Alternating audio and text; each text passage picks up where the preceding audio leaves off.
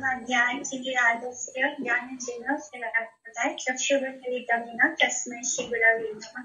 वाञ्छाकल्पतरुभ्यश्च कृपासिन्धुभ्येव च पतितानां पावनेभ्यो वैष्णवेभ्यो नमो नमः। जय श्री कृष्ण चैतन्य प्रभु नित्यानंद श्री अद्वैत गदाधर शिवासादि गौर भक्तवृंद। हरे कृष्ण कृष्ण कृष्ण हरे हरे, हरे राम राम राम हरे हरे। श्री श्री गुरु। आगे बढ़ेंगे। लास्ट हम लोग ने किया था श्लोक नंबर 118 and 119, चैप्टर 1 मध्य खंड। हम लास्ट में तो वापस पढ़ेंगे। आनंद लागिने सबे करी देखी तन्हा, केहा गाए केहा नाचे कराए कंदना, ये नामते भक्त गण आछे ना हरिषे, ठाकुर अविष्ट हरि आछे न निज रते। और सब लोग चाहते थे कि जो बदलाव उन्होंने गौर हरि के अंदर देखा है, गौर हरि जो है वो बिल्कुल भी पहले की तरह नहीं है। पहले जैसे वो बहुत शरारती थे, बहुत नटखट थे और किसी को भी छोड़ते नहीं थे, सबकी खिंचाई करते थे। और वो वाले गौर हरि जो तर्क में किसी से कभी हारे नहीं है, कभी हारते नहीं थे। जो ग्रामर था उस सब में वो एकदम हमेशा सबसे आगे रहे थे, जो कभी भक्ति के बारे में बात नहीं करते थे, लेकिन ज्ञानी बहुत थे। तो ऐसे गौर हरि में जब ये बदलाव देखते हैं, जब उनको उनके अंदर अष्ट विकार देखते हैं, प्रेम के विकार देखते हैं सारे वैष्णव जन, तो भगवान से प्रार्थना करने लगते हैं और उनको आशीर्वाद देते हैं कि श्री कृष्ण की कृपा हो। जो कुछ भी उन्होंने देखा है, जो बदलाव देखा है, गौर हरि जो वैष्णव बन गए हैं वो सत्य हो। जिस तरह सब आनंद पूर्वक कीर्तन करने लगते हैं, गाने लगते हैं, हरिनाम करते हैं और नाचने लगते हैं और प्रेम में क्रंदन भी करने लगते हैं। इस तरह भक्तगण जो है वो हर्ष विवल हो गए थे। कथम सीता भाव्य प्रकाशीय विश्वम्भर, शालिनेना पंडितेना कर, गुरुरा करिला प्रभु चरण वंदन, संभ्रमे कैला आलिंगन, गुरु बले धन्य बाप तुम्हारा जीवन, पितृकुल मातृकुल करिला मोचन। तो जब विश्वम्भर ने इसी प्रकार से कुछ भाव में ज्ञान प्राप्त किया, यानी जब वो कुछ नॉर्मल होते हैं गौर हरि, तो वो श्री गंगादास पंडित के घर की ओर चल देते हैं। गंगादास पंडित वही है जो उनके गुरु हैं, जिनके स्कूल में यानी जिनके गोष्ठी में उन्होंने सारा ज्ञान हासिल किया था। वही उनके जो सारे वेदों के बारे में उन्होंने जो भी ज्ञान हासिल किया था वो श्री गंगादास पंडित से हासिल किया था, तो वो उनके गुरु है। तो वो इस तरह उनके घर की ओर चल देते। जाते ही प्रभु ने क्या किया, श्री गुरुदेव के चरणों की वंदना की और श्री गुरुदेव ने भी क्या किया, झट से उठकर उनको आलिंगन कर लिया। श्री गुरुदेव ने कहा, वत्स तुम्हारा जीवन धन्य है, तुमने अपने पितृकुल और मातृकुल का उद्धार कर लिया। जैसे प्रहलाद महाराज को श्री नरसिम्हा भगवान ने क्या बोला था कि आपने अपने 21 पिलियों को तार दिया। यानी जो भक्त होता है, एक इंसान भी घर में भक्त हो जाए तो उसका पूरा घर को ही, उसका पूरा कुल का ही उद्धार हो जाता है। चाहे वो मातृकुल हो या पितृकुल हो, दोनों तरफ से, दोनों ही, माता के भी कुल का उद्धार हो जाता है, पिता के भी कुल का उद्धार हो जाता है। तो एक भक्त के होने से इतना प्रभाव होता है। तुम्हारा बधुआ सब तुम्हारा अवधि, उनकी के बाम्य भले। तो तुम्हारे विद्यार्थी तुमको छोड़कर अब किसी के पास पढ़ना ही नहीं चाहते, भले ही भाम्य उनको क्यों ना समझाए। यानी जो गौर हरि के जो शिष्य हैं, हजारों शिष्य हैं उनके, और वो सारे शिष्य जो है वो गौर हरि को छोड़कर और किसी के पास नहीं जाना चाहते और किसी से विद्या नहीं ग्रहण करना चाहते। एखने आईला तुम्ही सबारा प्रकाश, काली हृदय पराशमा आजी यह वास। तो सबके हृदय में आनंद का प्रकाश करने वाले तुम अब आ गए हो, अब कल से पढ़ाना और आज घर जाओ। तो सबर प्रकाश यानी सभी के हृदयों में आनंद की शोभा को अभिव्यक्त करने वाले गौर और गौरव उज्ज्वल्य विकास, उज्ज्वल गौरव को विकसित करने वाले अथवा प्राकृतिक तत्वों को उद्घाटन करने वाले।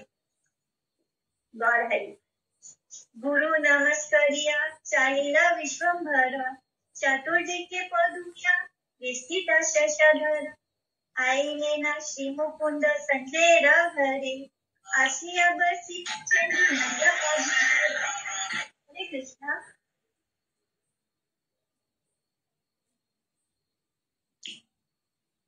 तो गुरु को अपना नमस्कार करते हुए श्री गुरुदेव को प्रणाम करने के पश्चात तारावली से घिरे चंद्रमा की भांति चारों ओर से शिष्यों से घिरे हुए प्रभु विश्वंभर श्री मुकुंद संजय के घर की ओर आ गए। मुकुंद संजय वही है जिनके पुत्र का नाम पुरुषोत्तम है। तो मुकुंद संजय के घर में ही बैठकर प्रभु चंडी मंडप के भीतर बैठकर ही सबको पढ़ाया करते थे, वहीं पर उनकी गोष्ठी होती थी। तो वही श्री मुकुंद संजय के घर की ओर वो आ जाते हैं। गोष्ठी संगे मुकुंद संजय पुण्यवंता, ये है न आनंदता नहीं अंत, पुरुषोत्तम संजय प्रभु कैला कोले, सिंची लेना अंगत नया ने राजा ने, जयकार जीते लागी लेना नारी गना, परम आनंद तेना मुकुंद भक्ता। तो मुकुंद संजय के घर पहुंचते ही सब के अंदर जैसे आनंद पूर्ति हो गया। सौभाग्यशाली पुण्यवंत श्री मुकुंद संजय को, मुकुंद संजय जन्म जन्म से उनके पार्षद रहे। तो वही पुण्यवंत श्री मुकुंद संजय को गोष्ठी संगीत जो आनंद प्राप्त हुआ उसकी कोई सीमा नहीं है। श्री पुरुषोत्तम संजय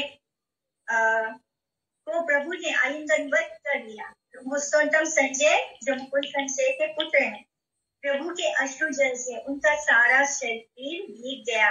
पुरुषोत्तम संजय को प्रभु ने आलिंगन कर लिया और प्रभु के अश्रु जल से पुरुषोत्तम संजय का सारा शरीर भीग गया। सभी नारियां उलूध्वनि करने लगी और मुकुंद संजय के भवन में परम आनंद छा गया। उलूध्वनि तो की जाती है जब कोई बहुत शुभ अवसर हो, बहुत खुशी का वातावरण हो, तब उलूध्वनि किया जाता है। और उलूध्वनि करने के बाद मुकुंद संजय का भवन घर जो है वो परम आनंद छा गया वहां पे। शुभ दृष्टिपात प्रभु करी सभा करे, आए लेना प्रभु अपन मंदिरे, आसिया बसीला विष्णु गृहे रघुवारे। हरे कृष्णा, म्यूट कर लीजिए सब लोग। शुभ दृष्टिपात प्रभु करी सभा करे, आए नाम प्रभु अपन मंदिरे, आशिया बसीला विष्णु गृहे रघुवारे, प्रीति करी देना सभा करे। सभी के ऊपर शुभ दृष्टिपात करते हुए महाप्रभु एक एक करके सबसे बहुत दिनों बाद वो मिलने निकले थे, तो सबसे मिलते हुए वो आ रहे हैं और सब पर उन्होंने अपनी शुभ दृष्टिपात की, सब पर अपनी कृपा की उन्होंने, और महाप्रभु अपने घर की ओर आ गए। आते ही वो विष्णु मंदिर के द्वार पर बैठ गए और फिर सबको प्रीतिपूर्वक विदा किया, क्योंकि उनके शिष्य उनको छोड़ते ही नहीं थे। सब उनके साथ ही चलते चलते उनके साथ आ गए थे, तो उन सबको उन्होंने बहुत ही प्रेम पूर्वक विदा किया। ये जन आई से प्रभु रे संभासी के, प्रभु चरित्र के नकारे बुझीते। तो जो व्यक्ति प्रभु से वार्तालाप करने के लिए आ रहे थे, उनमें से कोई भी प्रभु के चरित्र को नहीं समझ पा रहा था। पूर्व विद्या औदत्य न देखे गुण जना, परम विरक्ति घाटे सर्वशना। कोई भी व्यक्ति अब उनमें पहले की विद्या विषय उद्दंडता नहीं देख पा रहा। अब तो प्रभु सब समय परम विरक्त की भांति रह रहे थे। पुत्रेरा चरित्र सची किछु न बुझे, पुत्रेरा मंगल लागी लगा विष्णु पूजे। स्वामी नीला कृष्ण चंद्र नीला पुत्र बना, अवशिष्ट सबे मंत्र आछे जन। आराती मोरे कृष्ण एई देहा वरा, सुस्त चित्ते गृह मोर रहु विशंभर। माता के मन में थोड़ा सा भय आ रहा है। श्री सची माता भी पुत्र के व्यवहार के बारे में कुछ भी ना समझ पाई।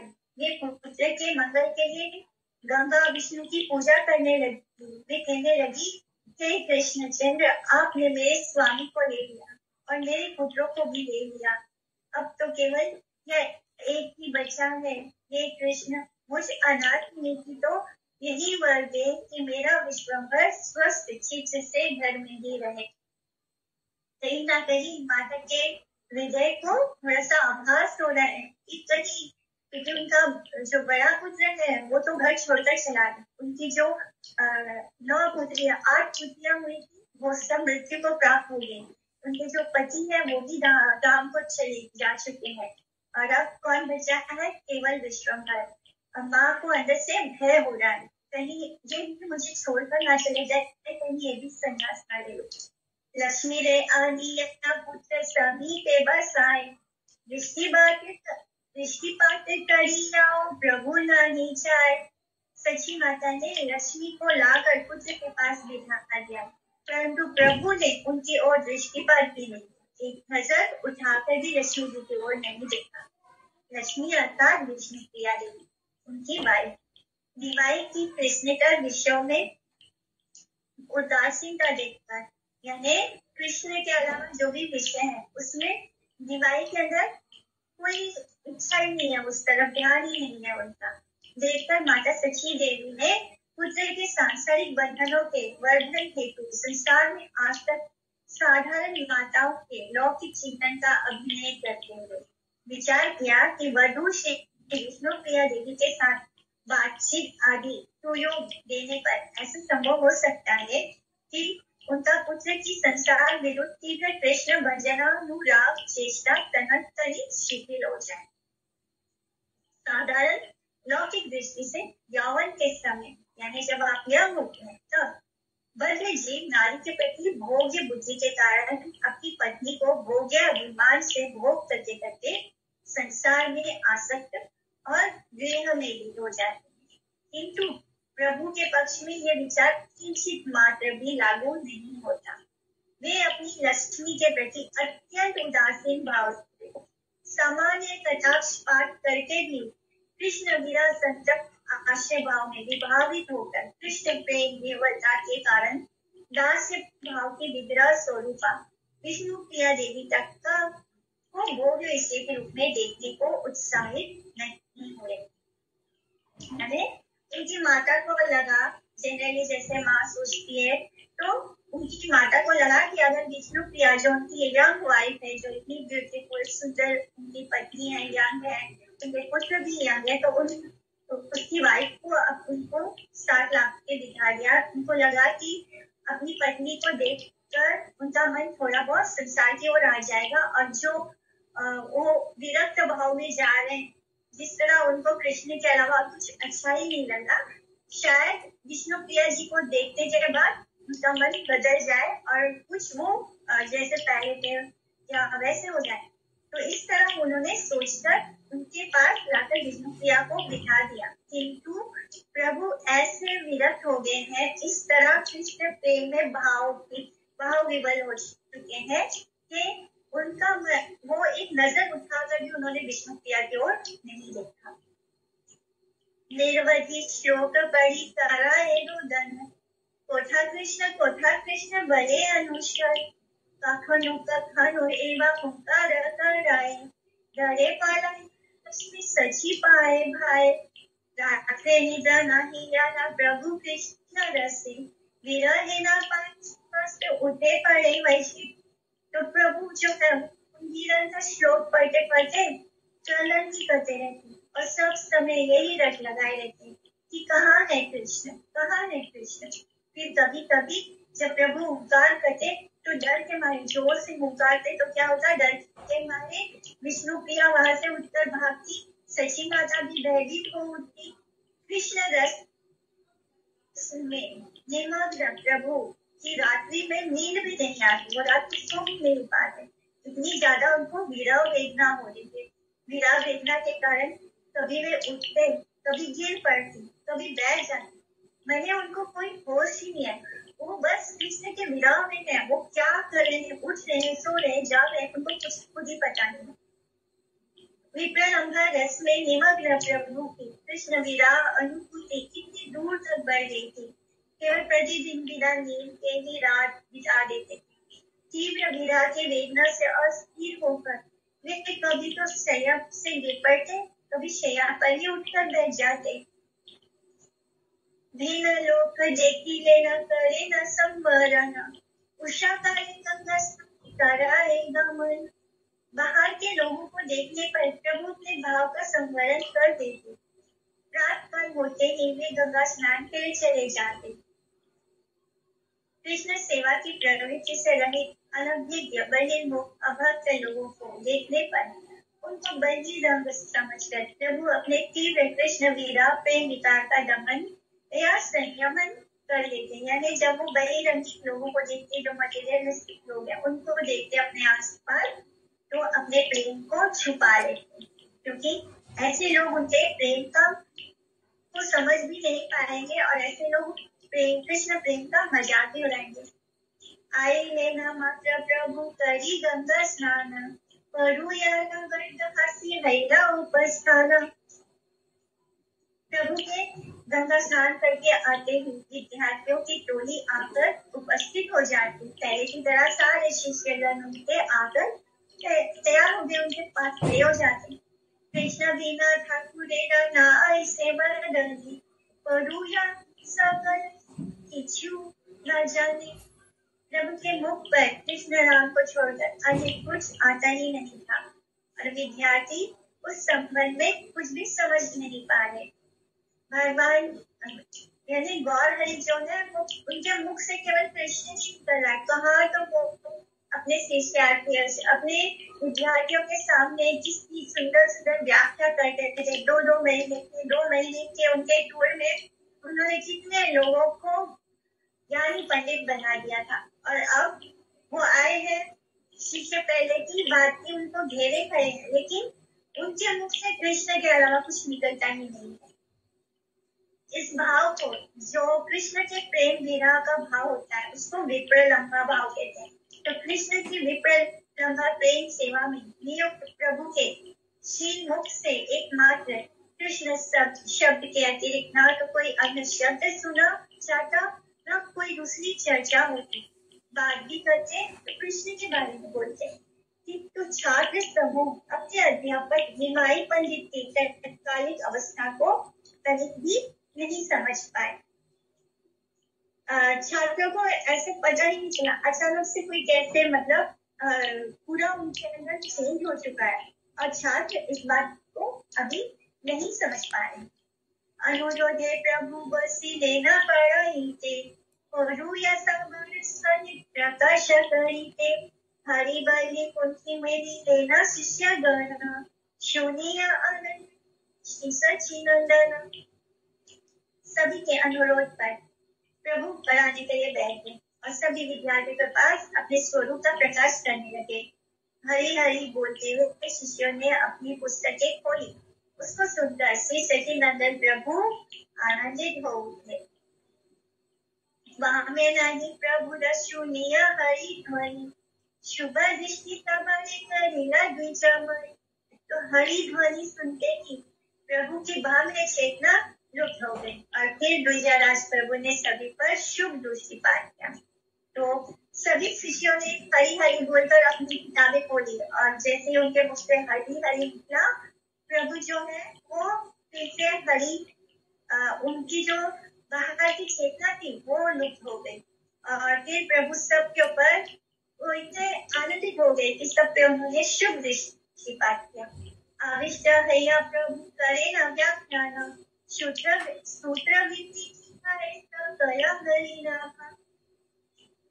आवेश में आकर प्रभु ने व्याख्या का आरंभ की और वे सूत्र वृत्ति और टीका में सर्वत्र हरि का नाम ही सिद्ध करने लगे। जो कुछ भी वो पहले पढ़ा रहे थे, किताब वही है, अक्षर भी वही है, सब कुछ वही है, लेकिन उन सब का लक्ष्य क्या है कि वो हरि को ही सिद्ध कर रहे हैं। पहले वो शब्द शास्त्रों को सिद्ध करते थे। वो जो पढ़ाते थे उसके ग्रामर को, उसका व्याख्या को सिद्ध करते थे। पुस्तक वही है, जैसे कि हम बोलते हैं ना कि वेदों में ये सब लिखा है कि कर्म कांड वगैरह सब कुछ लिखा है, लेकिन उसकी चेष्टा यही होती है कि हमें कृष्ण को पाना है। वो हमें धीरे धीरे स्लोली कृष्ण की ओर ले जाना होता है। भले ही उसमें किसी देवी देवता की पूजा अर्चना लिखो, ये देवता का व्रत रखो, वो देवता का व्रत रखो, लेकिन अंत में वेदों का लक्ष्य क्या है कि हमें कृष्ण का प्रेम प्राप्त करना। ठीक वही हो रहा है अभी। प्रभु ऐसे हरि नाम सुनते ही उनके अंदर ऐसा आवेश आ गया कि उन्होंने व्याख्या आरंभ करी, और व्याख्या आरंभ करने में जो सूत्र है वहां पर, जो वृत्ति है, जो टीका है, उन्हें सब जगह हरि ही दिख रहा है। वो हरि को ही सिद्ध कर रहे हैं। अध्यापक होने के कारण निमाई ने कृष्ण प्रेम आविष्ट होकर शब्द शास्त्र का अध्यापन करते समय समग्र सूत्र, वृत्ति, टीका का तात्पर्य एकमात्र हरिनाम ही है, ऐसी व्याख्या की। शब्दों की रूढ़ी वृत्तियों में प्रधानता विद्वत रूढ़ी, साधारण रूढ़ी, अज्ञ रूढ़ी, ये 3 प्रकार की वृत्तियां देखने को मिली। उस समय प्राकृत इंद्रिय दर्पण परायण अध्याक्षिक इंद्रिय ब्राह्मण ज्ञान शब्द शास्त्र के अध्यापक गण अज्ञ रूढ़ी वृत्ति से प्रेरित होकर केवल इतना ही जानते थे कि प्रत्येक शब्द इंद्रिय सुख साधन उपयोगी भोग वाचक है। अपनी भोग परक बुद्धि के कारण कोई भी अध्यापक विधवद रूढ़ी वृत्ति से प्रेरित होकर यह समझाने में सक्षम ही न था कि प्रत्येक वर्ग और शब्द भागवत उद्दीपक और भागवत वस्तु से ही अभिन्न है। वह सुंदर ने शब्द शास्त्र का पाठ करने वालों को अध्यापन के समय ग्रंथ के आरंभ से अंत तक विधवद रूढ़ी वृत्ति द्वारा ही जो प्राकृत अर्थ आलोच्य और बोध योग्य है उसकी व्याख्या करके वस्तुतः प्रत्येक शब्द का ही भगवत वाचक तत्व एवं वाच्य स्वरूप भगवान विष्णु तथा वाचक स्वरूप शब्द के परम वैकुंठ धार के कारण परस्पर की भेद निषेधता अर्थात संपूर्ण अभेद तत्व अभिन्नता समझाया। जिस स्थान पर वाच्य और वाचक में प्रतिगत वैषम्य भेद लक्षित होता है, उस स्थान पर मोहिनी माया द्वारा वंचित जीवों की भोग वृद्धि के कारण अज्ञ रूढ़ी वृत्ति ही प्रकाशित होगी, ऐसा जानना होगा। परव्योम में विराजमान शब्द ब्रह्म श्री नाम के उद्देश्य जिस तत्व को उद्देश्य करता है, विचारों से रहित उस समय अध्यापक विश्वाम्बर द्वारा व्याख्या किए हुए शब्दों के अर्थ में भागवत तत्व के अतिरिक्त अन्य किसी प्रकार की उपलब्धि नहीं। कृष्ण सेवा में परव्योम में प्रस्फुटित प्रत्येक शब्द की शुद्ध चिन्मय विद्वद रूढ़ी वृत्ति में वाच्य भगवान नामी हरि के साथ सर्वतो भाव से अभिन्न वाचक श्री हरिनाम स्वरूप है। यानी हर शब्द को यही सिद्ध कर रहे थे कि वो हरि है। हर जो भी वो पढ़ रहे थे, जो भी वो बता रहे थे, जिसको आज तक किसी भी अध्यापक ने नहीं समझा, हर अध्यापक वही चीज पढ़ा रहा था, लेकिन वो मटीरियल ज्ञान से पढ़ा रहा था। यानी वो इंद्रिय सुख साधन के उपयोग भोगवाचक शब्द है इस तरह, लेकिन गौर हरि उन्हीं सब चीजों को पढ़ा रहे हैं और एक्चुअली में रियल ज्ञान दे रहे हैं। वो क्या कि वो हर चीज का लक्ष्य क्या है, हरि यानी कृष्ण नाम। इस तरह उन्होंने श्री हरि नाम स्वरूप ही है हर शब्द उसको स्थापित किया। प्रभु बोले सर्वकाल सत्य कृष्ण नाम, सर्वशास्त्र कृष्ण बई ना रहे, हरता करता फल इच्छा कृष्ण से ईश्वर, अजा भाव आदि सब कृष्ण राकिंकर। इस तरह गौर प्रभु बोले कि एक कृष्ण नाम ही प्रत्येक काल में सत्य है। समस्त शास्त्र एक कृष्ण को छोड़ अन्य कुछ नहीं कहते हैं। वे कृष्ण ही ईश्वर है तथा सबके कर्ता पालक संहर्ता है। ब्रह्मा शिव आदि सभी कृष्ण के किंकर हैं, उनके दास है। तो इस तरह उन्होंने इस बार उन्होंने जो पढ़ाया उसने पूरी व्याख्या ही बदल दी है। जो एक्चुअली में लक्ष्य होता है शब्दों का, जितना भी ज्ञान हम अर्जित करते हैं उसका लक्ष्य कृष्ण ही होता है, कृष्ण नाम में होता है। वही प्रभु बता रहे हैं कृष्ण नाम कालातीत है, वह काल के बीच में उत्पन्न और विलीन होने वाली असत्य वस्तु नहीं है, काल से ऊपर है। कृष्ण नाम और कृष्ण में किसी प्रकार की माई वैषम्य न रहने के कारण काल के जनक विग्रह नामी कृष्ण के साथ कृष्ण नाम भी सर्वकालिक अखंड सत्य है। कृष्ण नाम में और कृष्ण में कोई अंतर नहीं है, वही बता रहे हैं, और वो हर काल में अखंड सत्य है। वो कृष्ण का नाम ऐसा नहीं है कि जो जैसे सृष्टि क्रिएशन होता है और डिस्ट्रक्शन होता है, इसके बीच में कृष्ण नाम भी आ रहा है जा रहा है, ऐसा नहीं। कृष्ण नाम काल से भी ऊपर है, वो हमेशा से था है और हमेशा रहेगा। सभी शास्त्रों ने कृष्ण के अतिरिक्त दूसरे किसी को भी लक्ष्य नहीं किया है। यथा हरिवंश पुराण में वेदे रामायणे चैव पुराणे भारते तथा आदावन्ते च मध्ये च हरि सर्वत्र गीयते। कृष्ण ही परमेश्वर और सब कार्यों के कारण, यही जगत के मूल सृष्टिकर्ता क्रिएटर है, मूल पालक और मूल संहारकारी है। यानी वही क्रिएट भी करते हैं, वही सबको देखते भी है, पालते भी है और वही सबका संहार भी करते हैं, सबको डिस्टर्ब भी ऊपर ही करते हैं। जहाँ कहीं भी ब्रह्मा और रुद्र का सृष्टिकर्ता और लयकर्ता के रूप में उल्लेख हुआ है, वहाँ पर उनको कृष्ण शक्ति के प्रभाव से भी ईश्वरता प्राप्त होने के कारण है। कृष्ण आज्ञा पालन द्वारा अधिकारी गौण सेवा के निर्वाहकारी रजोगुण तथा तमोगुण के अधिष्ठात्र देवों के रूप में ब्रह्मा जी और शिव जी को समझना होगा।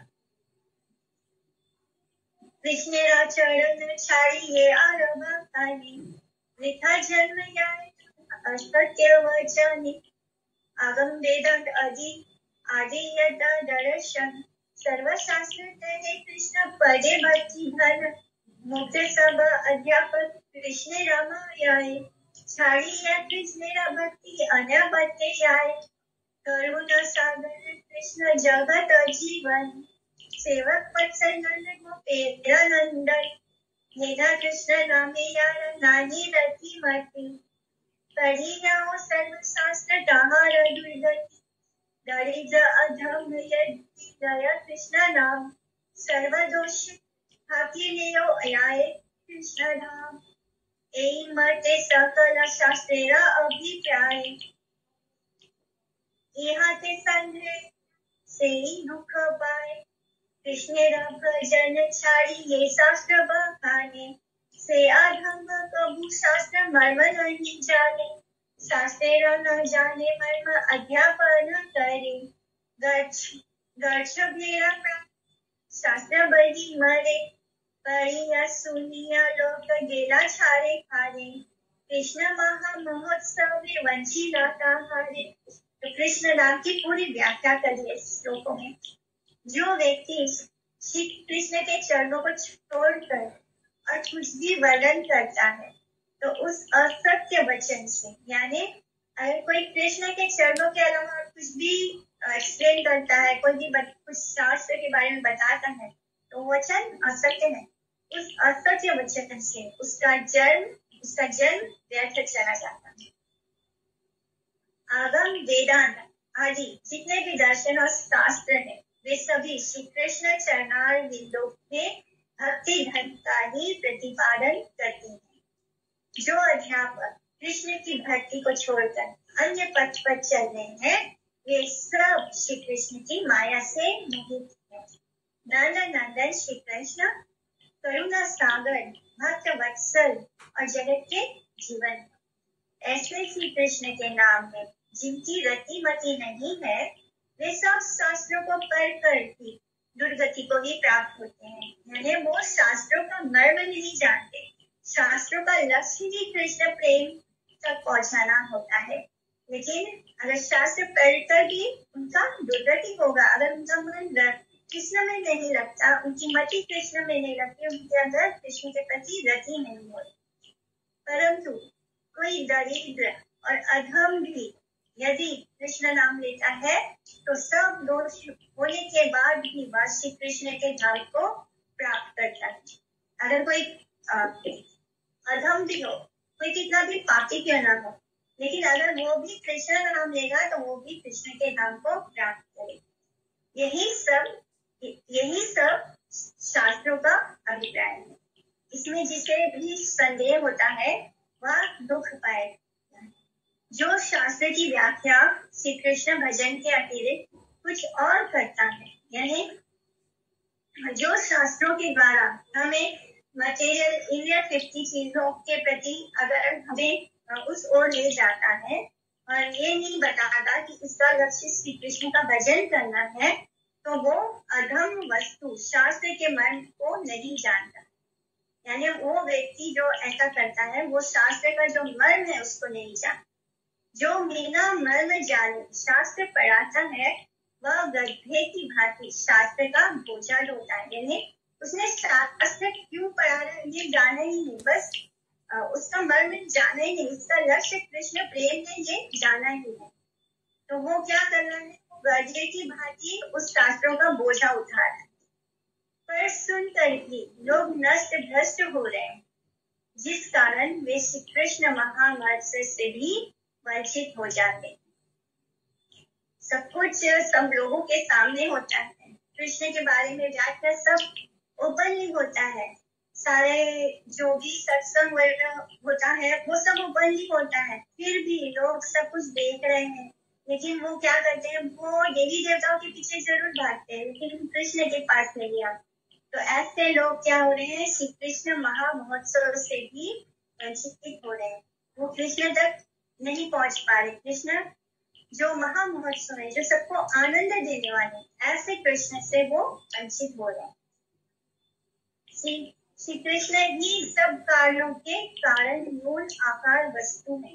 उनके पाद पद्मों की सेवा के तात्पर्य का परित्याग करके अजरूरी वृत्ति के आश्रय से जो पंडित अभिमानी शास्त्र तात्पर्य से अनभिज्ञ केवल भारवाही लोग शास्त्र का कुत्सित अर्थ करते हैं। भारवाही व्यक्ति वो होते हैं जो अपनी इंद्रियों को तृप्त करने के लिए शास्त्रों का इस्तेमाल करते हैं।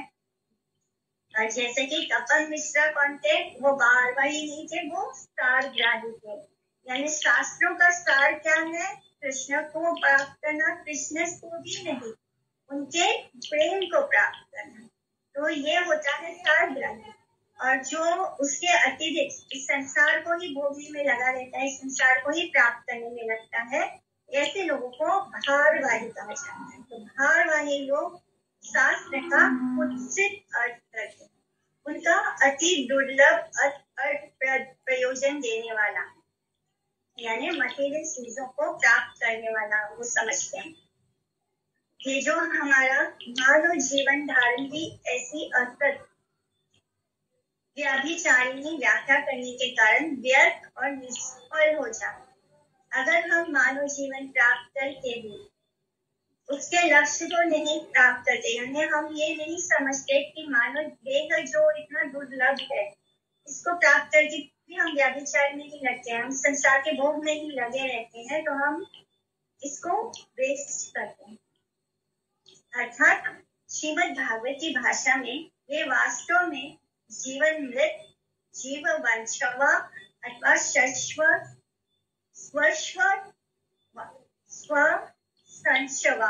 स्वसंशवा अर्थात जीवित अवस्था में भी मृत तुल्य है, यानी जीते हुए भी वो मृत है, जीवन मृत है। ऐसे व्यक्ति जो मानव जीवन का सही और सदुपयोग न करके उसका इस्तेमाल इंद्रियों तृतीयों में ही लगे हुए हैं, जानवरों की तरह ही जी रहे हैं, तो वो क्या है, वो जीवित होते हुए भी मृत है। वेद विस्तार आगम अर्थात सात्वत तंत्र पंचरात्र समूह, वेद के शिरोभाग उपनिषद समूह और उनके सात स्वरूप वेदांत एवं अन्य अन्य सभी दर्शन शास्त्र आदि समस्त शास्त्र ही तात्पर्य रूप से एकमात्र श्री कृष्ण पाद पद्म सेवा के ही प्रतिपादन और उसी को लक्ष्य कर।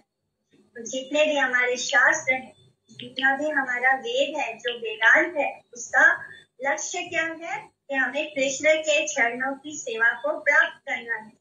पर हम लोग उसमें से क्या ढूंढ के निकालते हैं कि कर्म करने निकालेंगे, ये करने से ये होगा, ये करने से ये होगा। तो कभी कभी हमको लोगों का इस जो स्वभाव है, इसको समझ के उसके अनुरूप कृष्ण को देना होता है। तो लोग जो है वो शास्त्रों में का जो लक्ष्य है, उसका लक्ष्य एकमात्र क्या होता है, श्री कृष्ण के पाद पद्म की सेवा। जो पंडित अभिमानी समस्त शास्त्रों का अध्ययन करके भी परम मुखिया विधिवत रूढ़ि वृत्ति के परित्याग पूर्वक अज्ञ रूढ़ि वृत्ति का अवलंबन करके वैकुंठ कृष्ण नाम में रुचि विशिष्ट नहीं होते, वे आत्म संभावित अहंकारी पंडित अभिमानी होने पर भी प्राकृत प्रस्ताव से शास्त्रों के सार ग्राही न होकर दुर्दैव रस नरक गामी और भारवाही मात्र हैं। जो लोग जिनको अपना पंडित होने पे बहुत अभिमान है कि मैंने इतने चतुर्वेद पढ़ा है या मैंने द्विवेदी है, मैंने इन वेदों का पूर्ण ज्ञान हासिल किया है, लेकिन अगर ये ज्ञान हासिल करके भी वो कृष्ण नाम में कोई रुचि नहीं है, उनको ये समझ में नहीं आ रहा है कि ये सब वेदों का सार मर्म बस कृष्ण को प्राप्त करना है, कृष्ण प्रेम को प्राप्त करना है, कृष्ण के चरणों में सेवा प्राप्त करना है। अगर वो इस बात को नहीं समझ पा रहे हैं तो ऐसे लोगों का क्या होगा, वो अवश्य ही नरक जाएंगे। और ऐसे लोग क्या है, भारवाही, इतने शास्त्रों का अध्ययन करने के बाद भी वो केवल और केवल भारवाही। जो प्राकृतन जन्म की पुंज पुंज दुष्कृतियों के वशीभूत होकर सभी शास्त्रों को एकमात्र तात्पर्य कृष्ण भजन का परित्याग करके भागवत भक्ति की परमोत्कृष्ट सूचक भक्ति पर व्याख्या नहीं करते, अर्थात भक्ति प्रतिकूल अन्य अभिलाष यानी भक्ति को छोड़कर अन्य अभिलाषा करते हैं। कर्म ज्ञान और योग आदि भक्ति को ही उपाय एवं धर्म अर्थ काम और मोक्ष प्राप्ति को ही उपाय समझकर शास्त्रों की व्याख्या करते हैं। जिनको लगता है कि शास्त्र हमें केवल धर्म अर्थ काम और मोक्ष की बात बताते हैं, वो ऐसे लोग को क्या बोलना चाहिए, ऐसे लोग गधे हैं, क्योंकि वो